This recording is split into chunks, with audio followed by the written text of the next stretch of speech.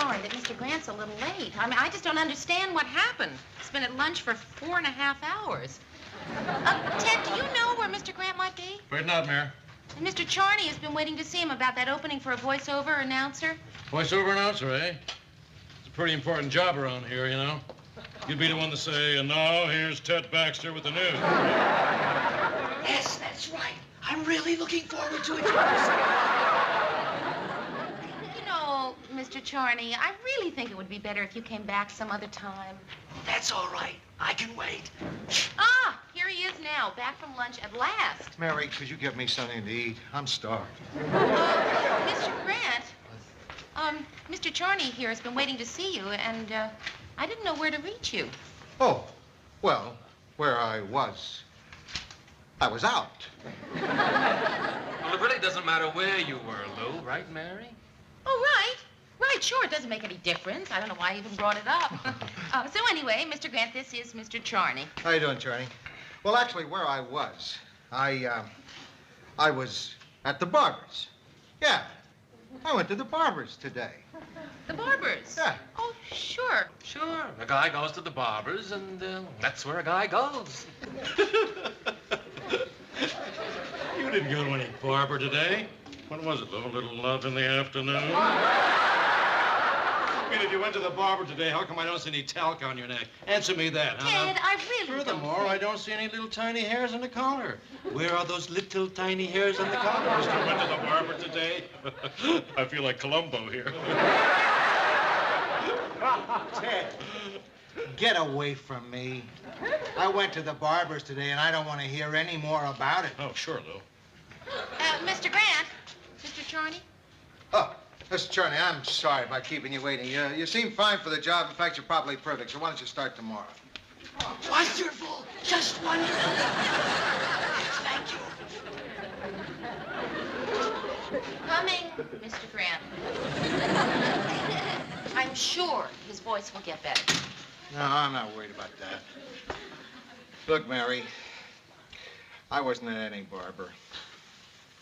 But it wasn't what Ted thought either. Oh, Mr. Grant, I knew it wasn't. No, if it was that, it wouldn't take 4 hours. Would you like to talk about it? Yeah, maybe I have to talk about it. But not to you. Maybe to Murray. Because it's a man-to-man thing. Oh, Mr. Grant, you know that whole theory of man-to-man is just dumb.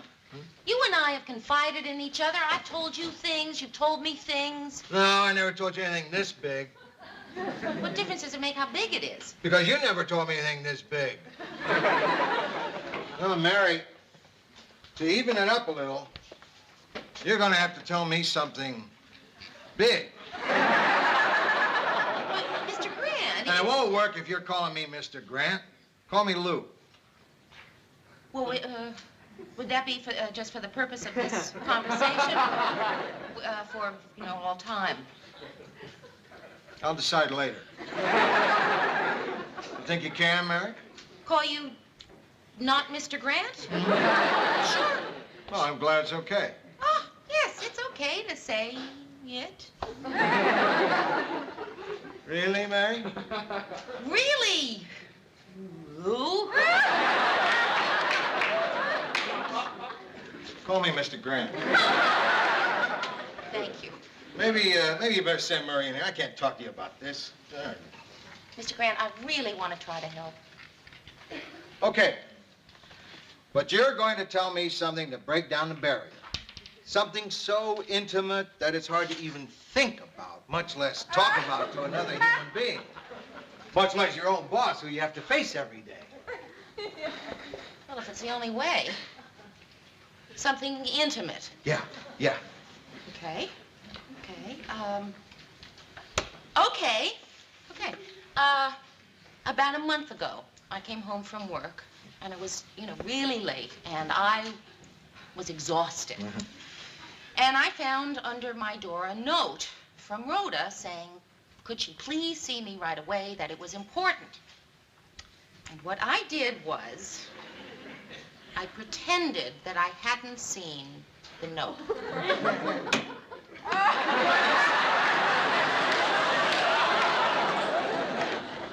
It's nothing what you just said. Believe me, it's nothing. It's boring. It's not an intimate thing. It's not a getting closer thing. It's nothing. Completely nothing. Well, Oh, maybe it's, I grant you, a cruddy thing.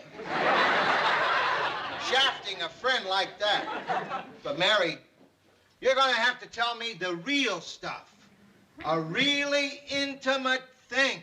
but Mr. Grant, by an intimate thing, the only thing I can think of that you mean. Murray,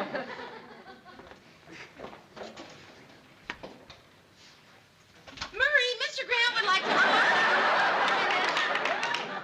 Mary, come on. Hey, come on. Sit down. Yeah, Lou. Close the door. Have a seat. Now you're both here, there's something I want to tell you. First of all, as you know, I didn't go to the barber. Well, how about that? See, where I went was, things have been getting pretty bad with Edie and me. So,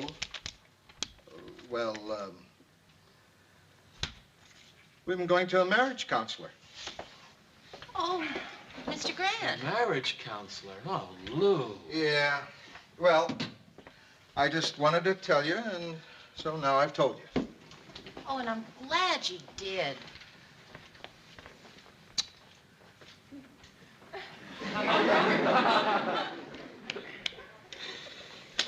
Just wanted to get it off my chest.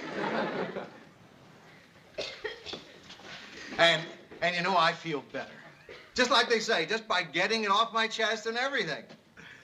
Hey, boy, what a difference. Listen, I can't thank you enough. Thanks.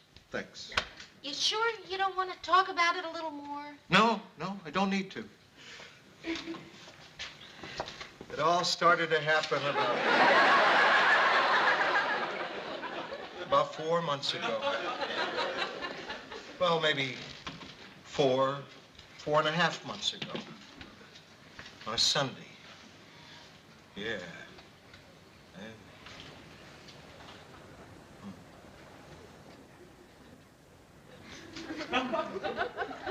Listen, I want to thank you again. It really helped. Yeah, it did. Mr. Grant, if you want to talk about it, you know, a little later, I'll be around. And so will Murray. Yeah. Yeah. Wait.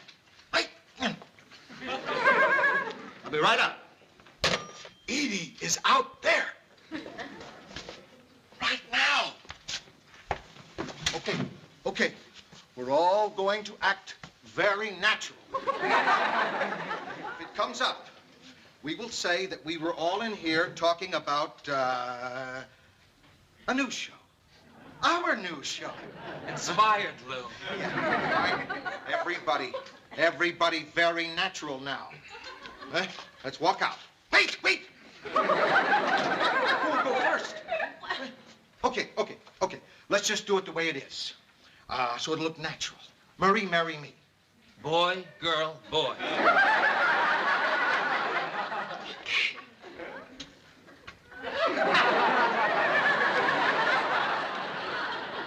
Edie? Hello, Mrs. Grant. Hello. Lou, you lucky bum, you. Edie, if you ever decide to ditch this guy, you know who's waiting in the wings. The old silver fox himself. Okay, Ted.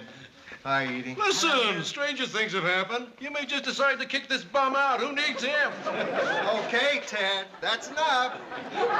Remember, Edie, I'll be waiting. Well, if that doesn't keep them together, nothing will.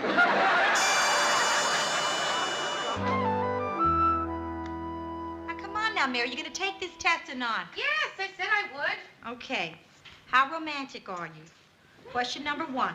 If you were shipwrecked on a desert island, who would you want to have with you? A chef. B, a shipbuilder. C, a songwriter. A shipbuilder. I'm gonna pick the chef. Oh, come on. Rhoda, are you going to take this test seriously or not? I am taking the test seriously. If the chef is good enough, people will hear about him and they will come to us. Was that a knock? I don't know. Was it a knock? I couldn't tell. I couldn't tell either. It was a knock. Mr. Grant. Hello, Harry. Rhoda, Well, hi, Lou. I don't want to interrupt anything. No, you're not. We're just... Go on with what you were doing. Don't pay any attention to me. Can I take your coat? No.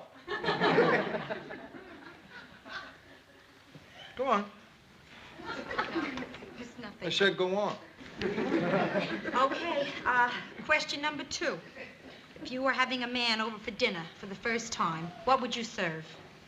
Franks and beans, beef stroganoff, or pressed duck? Franks and beans.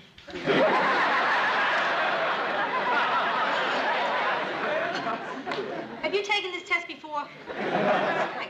I obviously have had a few drinks. I've got troubles. Are you just going to sit there and do some stupid test? Mr. Grant, you did tell us to... Oh, boy, some life, huh? Oh, Mr. Grant. Some life, huh? Yeah, it sure is. It's some life.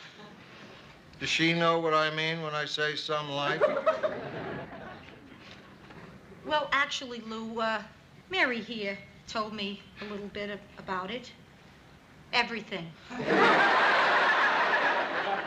Grant, I know how you respect privacy, you know, but I figured that we're all friends here, and there's no reason to keep any secrets. No, it's quite all right.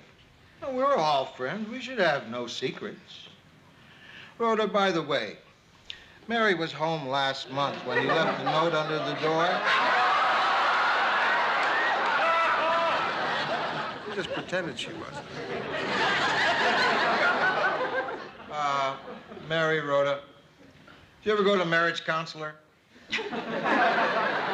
Not me. Well, we show up at the marriage counselors around noon.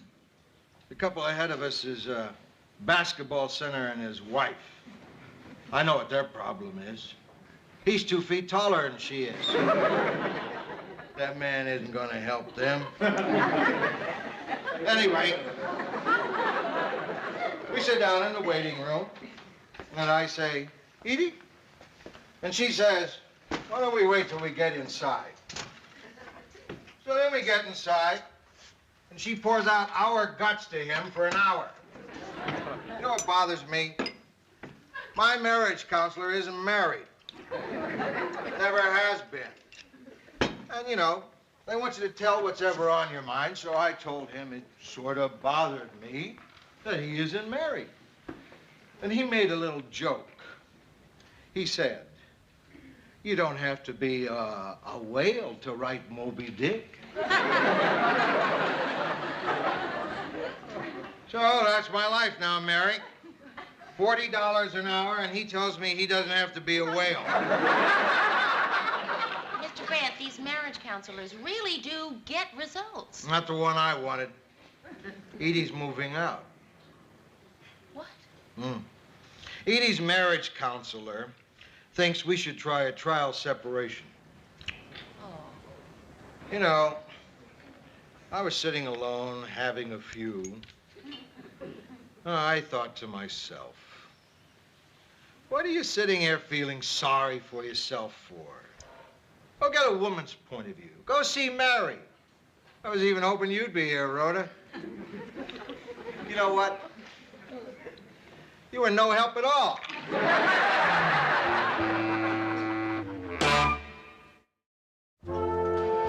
Look, I shouldn't talk about it anymore. We got a lot to do. Let's go back to work. Sure, Lou. She's leaving tonight. Tonight? Oh, Lou. Well, what can I say, Lou? What can I say? Yeah? I mean, what can you say to a man at a time like this? I don't know. There's nothing to say, Lou. Nothing to say. Yeah. Yeah. Well, Lou, I just wanted to say that. Thanks, Murray. Hi, guys. Hi, Ted. Something's happening here. I can tell by your faces. I hate it when everybody knows something and I don't know it. What is it? You want to know everything, Ted? Edie's leaving me tonight, Ted. Okay, now you know everything. Oh, Lou. Lou, what can I say? What did you say, Murray? I said there's nothing to say. There's nothing to say. I mean, no one can truly tell how another person's really feeling. All I'm saying, Lou, is that if you need a pal to talk to, I'll be there. Okay, thanks. Even if it's after hours. Even if it's in the middle of the night, 3, 4, 5, 5:30. Oh, if it's some little thing related to work or something like that, frankly, that's another story. Just soon you wait till I come into the office. Let's not take advantage, okay, big fella?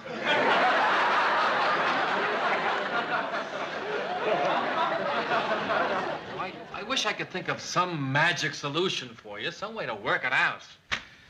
Well, Murray, what do you and Marie do when you have a problem? I mean, do you fight? Do you talk it out? No. Well, what do you do?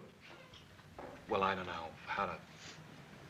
Well, let's just say we go to bed incredibly early. Wow, Murray, talk about still waters running deep. That's great, Murray. So it's still the same? No, it's better, Lou, better. That's great, Murray. That's just wonderful. Hi, Mary. How does the film look? Oh, great. Hey, how come you guys are here so late? Well, I'm leaving now. Lou, when is Edie, Oh, when I get home from work. We made a deal that she'd wait till I got home from work so I wouldn't have to come home to an empty house. Well, look, I'm going to be home all night tonight, so if... Thanks, Mary. Good night, Lou. Good night, man. Good night. Hey, Mr. Grant, you want to go get a drink or something before you leave? Oh, no, thanks, Mary. I got some work to catch up on. A lot of really important stuff. Well, you know, that's a good idea. I'm going to do that, too. Catch up on some work and stuff. Hey, you're not staying on my account. No, I'm staying on my own account. Say, Lou, can I speak to you about something, man to man? Yes, Ted? It occurred to me, Lou, that I said something before. I don't know if it caused anything. I was just kidding around, see? And as a joke, I said to Edie that if she ever decided to leave you, that I'd be there waiting in the wings. What'll I do if she calls, Lou?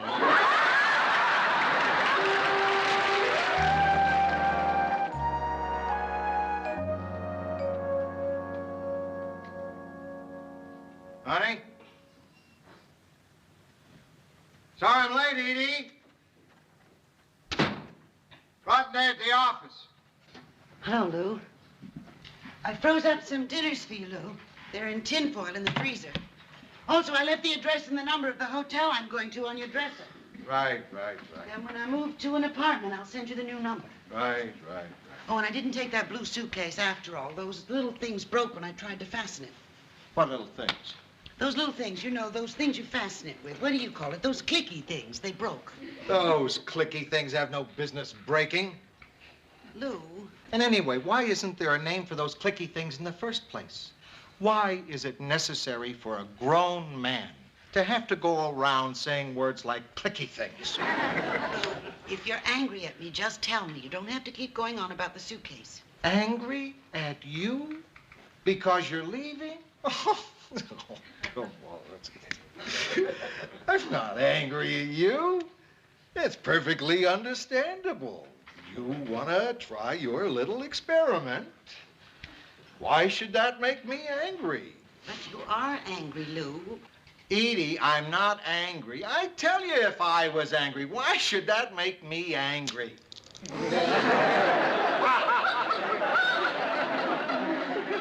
if you're not angry, why are there orange pits all over your arm? Pits. Damn pits anyway. Why do they make things with pits in the first place? They don't serve any purpose. Cherries, watermelons, tangerines, all of them. They can all go to hell.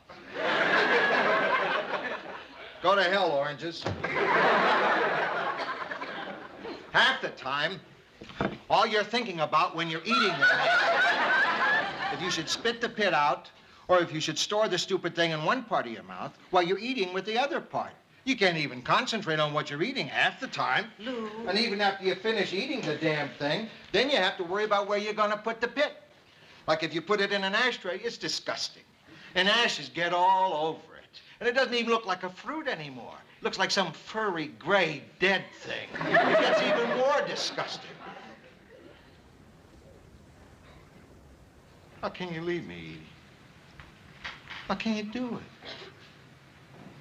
Lou, it's not you. It's me. I'm 45 years old, Lou. You only go around once, and I want more. You only go around once. That's a beer commercial, Edie. You telling me you're leaving me for a beer commercial, Edie? Lou. Edie, you're walking out that door, and I still haven't figured out why.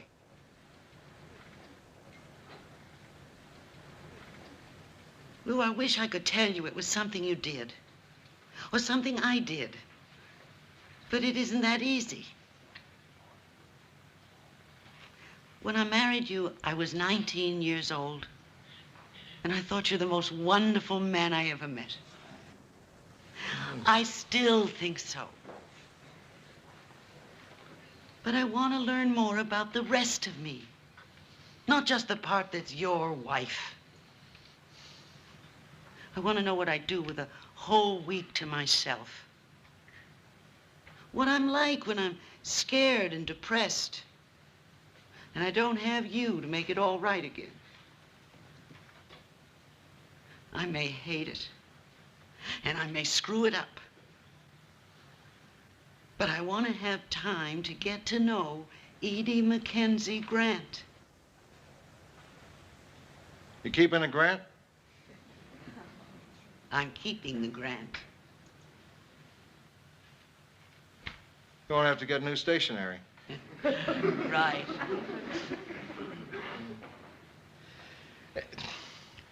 It's not supposed to turn out this way. I had it all figured out. See, the way it goes is you change your mind and you don't leave. I came close, Lou. I came so close.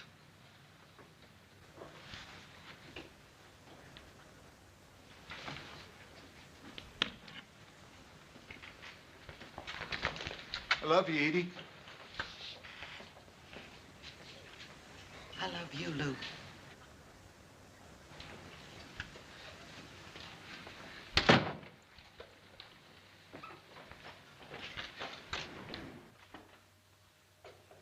Now listen, Edie. If you plan to come marching back to me, I'm warning you. Take you right back.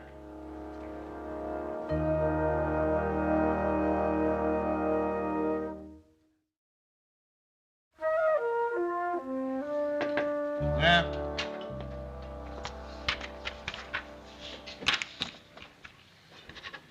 So, Mr. Grant, we're all kind of wondering, how's it going? Not bad, not good. Edie's coming over Tuesday. We're going to talk. She sounded fine on the phone, but I'm not getting my hopes up. Pass it on.